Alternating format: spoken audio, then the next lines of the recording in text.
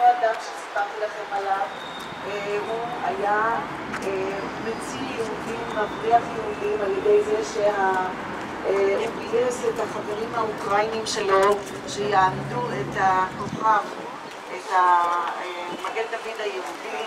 הם היו נכנסים לגטו בערב בזכות יום העבודה, כך שהגרמנים יכלו לסגור את המספר המדויק של הנכנסים והיוצאים, אצל הגרמנים הסדר היה הדבר הכי חשוב, אז הכל עבר בשלום. ולמחרת בבוקר, כשאנשים יצאו, כשבאו הקבלנים הלטביים לעשות את היהודים, הם הורידו את המגן דוד והם הצטרפו למעבידים כלטביים, כך שהיהודים יכלו בצורה כזו להימלט מהגטו, והגטו לא נענש. בדרך כלל הגרמנים היו נוקטים בשיטה של עונש קבוצתי.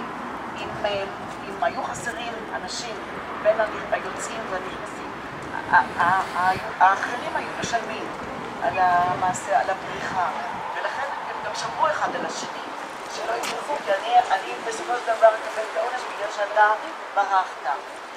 אבל בצורה הזו המספר, או כמו שהגידו אורדרס, הסדר צריך להישמר. המספר היה בסדר, אבל חלק מהיהודים צריכו בצורה כזו לצאת מהגטו ולחפש לעצמם, וכנראה שהם הכינו לעצמם מחבוא באיזשהו מקום, או שברחו ליערות או לאיזה שהם מקומות אחרים. כמו כן הוא העביר אנשים מתחת לערימות של בגדים ושל כל מיני חפצים שהוציאו אותם מהגטו, החביאו את האנשים מתחת, וזה גם כן עם המשאיות של אנשים שהוא הכיר, שהוא סיכן איתם, והעביר כספים ותכשיטים ודברי ערך כדי לשחד את השומרים הלטביים, אם זה לקבל יותר מנות מזון או לקבל איזה שהם היתרים שהיהודים לא היו זכאים. אז זה היה להניס וכל היתר חסידים. ואילו כאן אנחנו רואים את השרידים של בית הכנסת הגדול, בית הכנסת על שם גוגול שהיה במקום הזה. בית הכנסת הזה נשרף על ידי הגרמנים. כשהם פלשו ביולי, הגרמנים במלחמה בפרוסה ב-22 ביולי נכנסו לארצות הבלטיות. בתחילת יולי הם הגיעו לכאן, לריגה, והתחילו בפעילות האנטי-יהודית עם כל הקבוצות האלה של האנטי-יהודים ושל הגדודים האלה שהיו צריכים פשוט לחסר יהודים. הם ריכזו יהודים בתוך בית הכנסת, זרקו בפנים בנזין, שתו בנזין, ושרפו גם את בית הכנסת וכל היושבים עליו. והיום בתקופה הקומוניסטית לא כל כך רישו להדגיש את העובדה שזה היו יהודים, אמרו כל כך לעשות שהסתכלו. אבל היום אנחנו יודעים שזה היו יהודים, וזה היה בית כנסת על שם גוגל, ויש לנו כאן שיקום שלו כבר. חלק מהסעידים, החלק התחתון זה החלק האורגינלי שנשאר, אבל הנביאים שבקיר השיקולנו, אלה הם לבנים ששחזרו קצת את המקום. אנחנו יכולים להיכנס פנימה, וזה אבן שהביאו אותה מהנגב, כדי איכשהו לקשר את הצבא, תהי נשמתם צרורה בצרור החיים, כדי להראות את ההזדהות שלנו עם האסון שקרה פה. אנחנו ניכנס לתוך החורבות של בית הכנסת.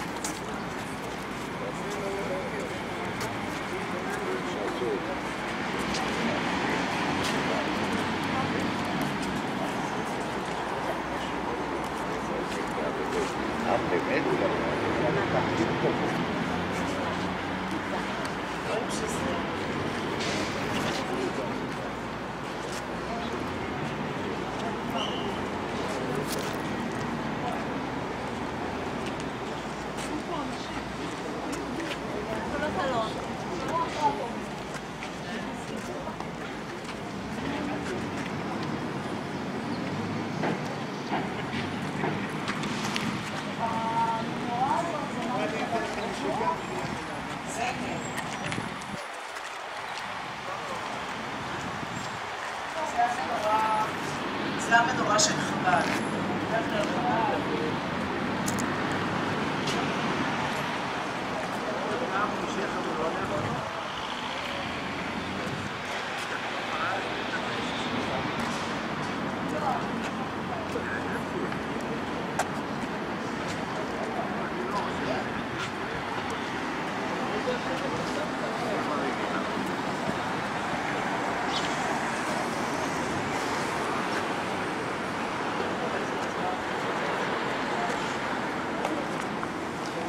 עכשיו, תזכרו את העובדה שבית הכנסת אסור היה לו להיות יותר גבוה מאשר כנסייה.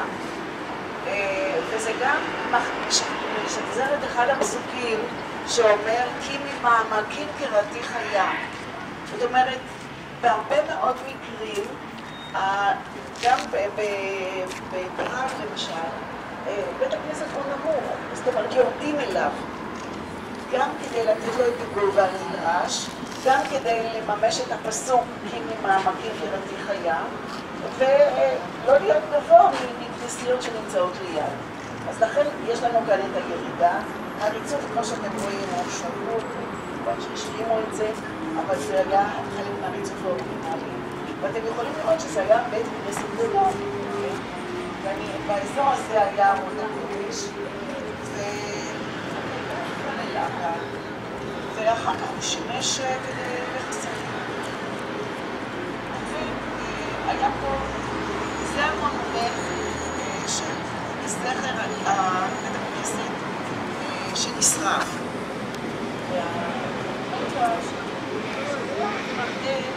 מה שרצית להראות, שלא כולם היו רעים, היו גם כאלה שעשו רעים.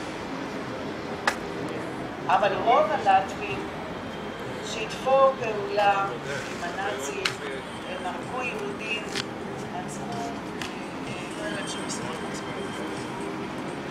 הליטאים והלטבים היו החוקרים, והאוקראינים.